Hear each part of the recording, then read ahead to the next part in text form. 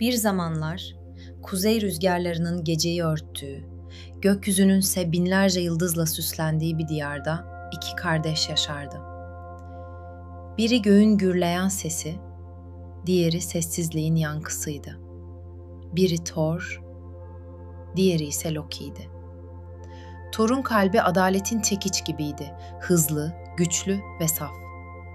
Loki'nin kalbi ise ince bir nehir gibi kıvrılırdı, sessiz, zekice, bazen de hüzünle dolu. Onlar birlikte büyüdüler. Fırtınalar koptuğunda yıldırımları saydılar, gökyüzü ağladığında yağmuru avuçlarında tuttular.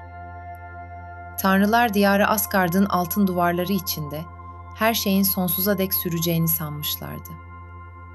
Ama hiçbir masal sonsuz değildir, değil mi? Bir gün kuzeyin rüzgarı yön değiştirdi. Gökyüzü alışılmadık bir sessizliğe büründü. Ve o sessizlikte Loki'nin gözleri uzaklara, bilinmeyene takıldı. "Abi," dedi Thor'a, "hiç düşündün mü? Gökyüzü neden sadece bize ait olsun?" Thor, elindeki çekiçle yıldırımı kontrol ederken gülümsedi. "Çünkü gökyüzü, gücü anlayanlara aittir kardeşim." Ama Loki'nin dudaklarında acı bir tebessüm belirdi. Ya gücü anlamayanlar ama hissedenler? Onların kalbi nereye ait? Rüzgar bu sözleri duymuş gibi esti. O andan sonra fırtınalar artık sadece gökyüzünde değil, iki kardeşin kalplerinde de kopmaya başladı. Thor gücüyle, Loki ise kelimeleriyle yarıştı. Biri dünyayı korumak isterken, diğeri dünyayı anlamak istiyordu. Ve işte tam da o farklılık, onları birbirine bağlayan ipi ince ince aşındırdı. Bir akşam, kuzeyin ufkunda kızıl bir ışık parladı. Tanrılar sessizdi. Yalnızca gök gürledi. Ve o gürlemede Loki'nin fısıltısı duyuldu. "Her fırtınanın içinde bir yalnızlık saklıdır Thor." Thor o an anlamadı. Ama o söz, yıllar sonra kaderlerinin yönünü belirleyecek bir yankıya dönüşecekti. Gecenin ortasında yıldızlar sönmüş, gökyüzü bir sır gibi susmuştu. Thor elinde çekiciyle yeryüzünü izliyordu. Aşağıda insanlar rüzgarın şiddetinden korkarak kapılarını kilitliyordu. Oysa Thor her gök gürültüsünü bir koruma yemini gibi hissederdi.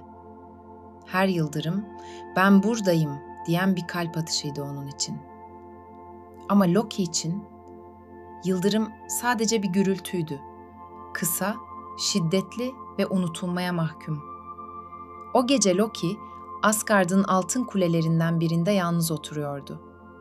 Elinde yeryüzündeki insanların yaptığı küçük bir aynayı tutuyordu. Ayna çatlamıştı. Ve o çatlakta Loki, kendi yüzünün 1000 farklı halini gördü. "Bir tanrı kaç yüz taşır Thor?" diye fısıldadı karanlığa. "Bir tanrı kaç kalp taşır?" Thor sessizdi. Çünkü cevap yoktu. Kardeşlikleri artık kelimelerin taşıyamadığı bir yere sürükleniyordu. Sabah olduğunda Thor Loki'yi buldu. "Dün gece yıldırımlar sustu," dedi Thor. "Gökyüzü bile seni aradı kardeşim." Loki kırık aynayı sakladı ve sadece gülümsedi. "Gökyüzü beni değil, kendi yankısını arıyor Thor. Ben sadece sessizliğin içindeki yankıyım." Thor bir an durdu. Loki'nin gözlerinde hem sevgi hem de hüzün vardı. O an Thor, kardeşinin ne kadar uzaklaştığını fark etti. Ama yine de elini uzattı. "Ne olursa olsun," dedi Thor. "Benim için hala kardeşimsin." O el uzanışı, bir kalbin son umudu gibiydi. Loki bir an tereddüt etti, sonra yavaşça Thor'un elini tuttu. Fakat gökyüzü o anda tekrar gürledi. Yıldırımlar iki kardeşin ellerinin arasına düşer gibi oldu. Ve kader o anda fısıldadı. "Kardeşlik bazen bir fırtınanın tam ortasında sınanır. Fırtınadan sonraki gecede Asgard sessizdi. Yalnızca rüzgar altın kulelerin arasında Loki'nin fısıltısını taşıyordu. Thor, kardeşinin uzaklaştığını hissediyordu ama hala umutluydu. Ne var ki o umut, o gece sönmeye başladı. Loki, kırık aynayı elinde tutarken karanlıktan bir ses duydu. Soğuk, eski ve derin bir sesti bu. Gök gürültüsünün kardeşi, neden hala gölgedesin? Loki etrafına baktı ama kimse yoktu. Ses yeniden konuştu. Tanrıların ateşi Asgard'ın kalbinde saklı. Onu kim alırsa kaderini yeniden yazar. Loki'nin kalbi hızla atmaya başladı. Ateş, tanrıların kudretinin özüydü. O güçle her şey değişebilirdi. Belki Thor'un bile anlayamadığı o derin yalnızlık sona ererdi. O gece Loki, Asgard'ın kutsal avlusuna girdi. Gökyüzü sessizdi. Yıldızlar bile sanki nefesini tutmuştu. Avlunun ortasında devasa bir taş küre duruyordu. İçinde alevler dönüyor, zamanın kalbi gibi atıyordu. Loki elini uzattı. Alev onu yakmadı. Tam tersine onunla konuştu. "Yalnız değilsin," dedi alev. "Yalnızca yanlış anlaşılmışsın." O sözler Loki'nin kalbini sarstı ve o an Asgard'ı aydınlatan ışık sönüverdi. Tanrılar diyarı karanlığa gömüldü. Güç dengesi bozuldu. Gökyüzü ağladı. Thor, uzak dağlarda fırtınanın sesini duydu. Bir yıldırım karanlığı yararcasına düştü ve Thor kalbinde bir çığlık hissetti. Loki, o anda anladı ki kardeşi bir hata yapmıştı. Ama o hatanın ardında sadece açgözlülük değil, bir yardım çığlığı vardı. Thor hemen yola çıktı. Gökyüzünü parçalayan her yıldırım onun adımlarına eşlik etti. Rüzgarlar ona "Asgard yanıyor," diye haykırdı. Ama Thor durmadı. "Ne olursa olsun," dedi içinden. "Onu bulacağım. Çünkü fırtına bile kardeşini bırakmaz." Ve böylece Thor'un göğün ateşini geri getirme yolculuğu başladı. Bir kardeşi bulmak için değil, bir kalbi kurtarmak için. Gökyüzü Thor'un öfkesini hissediyordu. Her adımında bulutlar yarılıyor, yıldırımlar kalbinden kopan haykırışlarla yeryüzüne düşüyordu. Ama bu öfke savaşın değil, endişenin öfkesiydi. Asgard karanlığa bürünmüştü. Kutsal ateşin sönmesi yalnızca ışığı değil, tanrıların kalbindeki dengeyi de yok etmişti. Rüzgarlar yönünü şaşırmış, nehirler taşmış, yıldızlar bile donmuştu. Thor, elindeki Mjolnir'i sımsıkı kavradı. Göğü delip geçen bir yıldırım gibi kararlıydı. "Loki, ne yaptın sen kardeşim?" diye mırıldandı. Yol, onu fırtınanın kapısına götürüyordu. Tanrıların bile geçmekten korktuğu, öte aleme açılan bir geçit. Orada devlerin, doğa ruhlarının ve eski lanetlerin kol gezdiği söylenirdi. Ama Thor, korkunun adını bile bilmezdi. Bir tek şeyi bilirdi.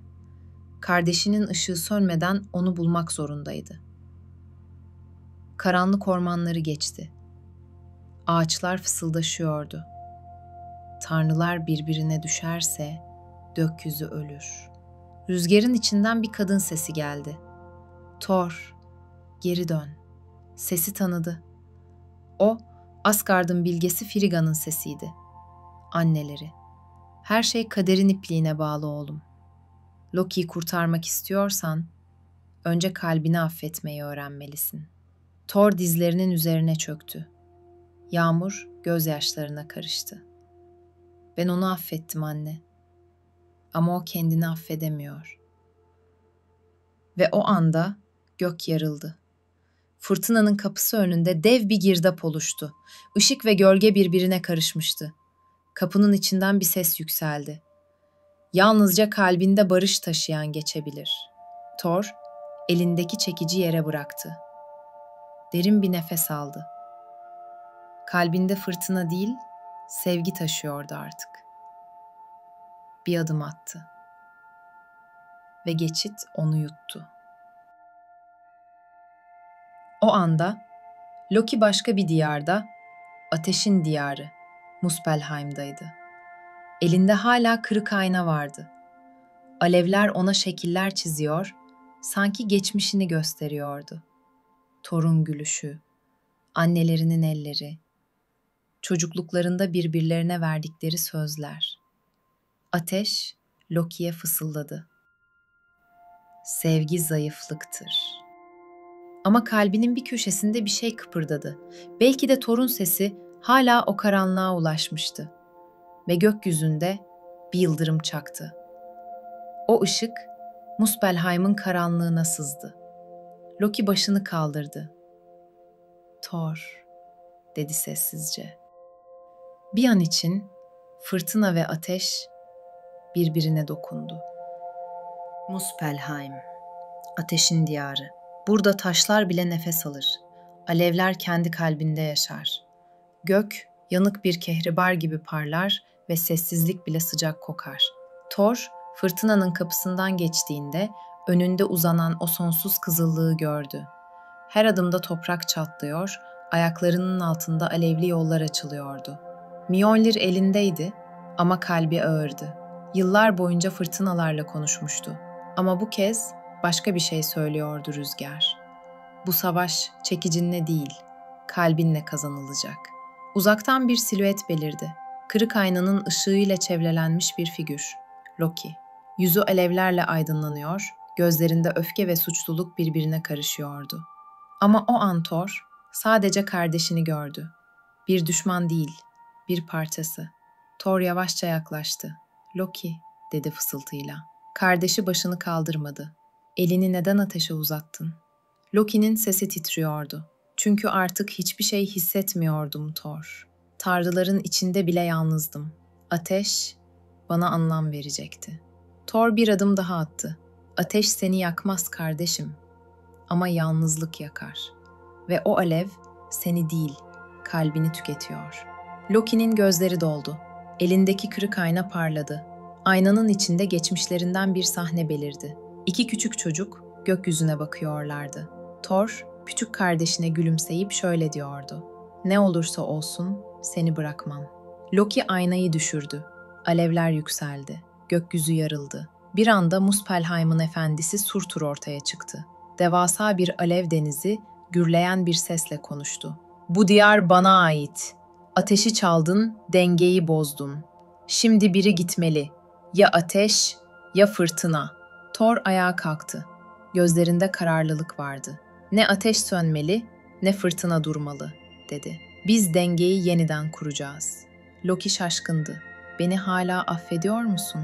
diye sordu sessizce. Thor gülümsedi. Kardeşini affetmeyen Tanrı gökleri yönetemez. Ve o an Mjolnir'in gücüyle fırtına alevle birleşti. Gökyüzü 1000 yıllık bir ilahiyle çınladı. Ateş ve fırtına birbirini yok etmedi, birbirini tamamladı. Muspelheim'i aydınlatan o ışık, Tanrılar diyarının kalbine ulaştı. Asgard yeniden nefes aldı. Thor ve Loki sessizce birbirine baktı. Hiçbir kelime gerekmedi. Çünkü bazen kardeşlik konuşmaz, sadece anlar. Ateşin ve fırtınanın savaşı bitmişti. Muspelheim artık sessizdi. Gökyüzü ilk kez yeniden maviye dönmeye başlamıştı. Thor ve Loki yan yana duruyordu. Alevlerin içinde değil, küllerin ortasında. Çünkü bazen yeni bir hayat yalnızca küllerin arasından doğar. Thor derin bir nefes aldı. "Her şey bitti," dedi. Ama Loki sessizdi. Bakışlarında hem pişmanlık hem huzur vardı. "Hayır Thor," dedi yavaşça. "Her şey şimdi başlıyor." Kırık ayna hala yerdeydi. Yüzeyinde artık ateşin parıltısı değil bir yansıma görünüyordu. Asgard'ın ışığı ve onların çocukluk hali. Thor eğildi, aynayı eline aldı. Kırık camlardan biri elini kesti. Bir damla kan yere düştü. Ama o anda aynadaki çatlaklar birleşti. Cam yeniden parladı. Ayna artık kırık değildi. Loki şaşkınlıkla baktı. Thor gülümsedi. Bazen kırılan şey bizi birleştirir kardeşim. Gökyüzü onların sözleriyle yankılandı. Yıldırımlar dans etti ve Asgard'ın ufkunda sabahın ilk ışığı doğdu. Tanrılar yeniden doğmuştu. Ama hiçbir şey eskisi gibi olmayacaktı. Çünkü o günden sonra Thor'un göğündeki her yıldırımda Loki'nin bir parçası parlayacaktı. Ve Loki'nin her alevinde Thor'un kalbinin sıcaklığı hissedilecekti. Bu, tanrıların öyküsüydü. Ama aynı zamanda insanların da. Çünkü her kardeşliğin içinde biraz fırtına, biraz ateş vardır. Önemli olan hangisinin güçlü olduğu değil, hangisinin affedebildiğidir. Güneş doğarken Asgard'ın altın kuleleri ışıldadı. Frigga'nın sesi rüzgarda yankılandı. Fırtına dinince sevgi kalır. Ve öyle oldu. Thor gökyüzüne baktı, çekicini kaldırdı. Bir yıldırım göğü aydınlattı, ardından bir sessizlik. Ama o sessizlikte bir gülümseme vardı. Bu hikaye yalnızca tanrıların değil, kalplerinde ateş taşıyan herkesin hikayesiydi. Burası Hande ile zamansız yolculuklar ve hikayeler asla bitmez. Yeni bir hikayede görüşünceye dek hoşça kalın.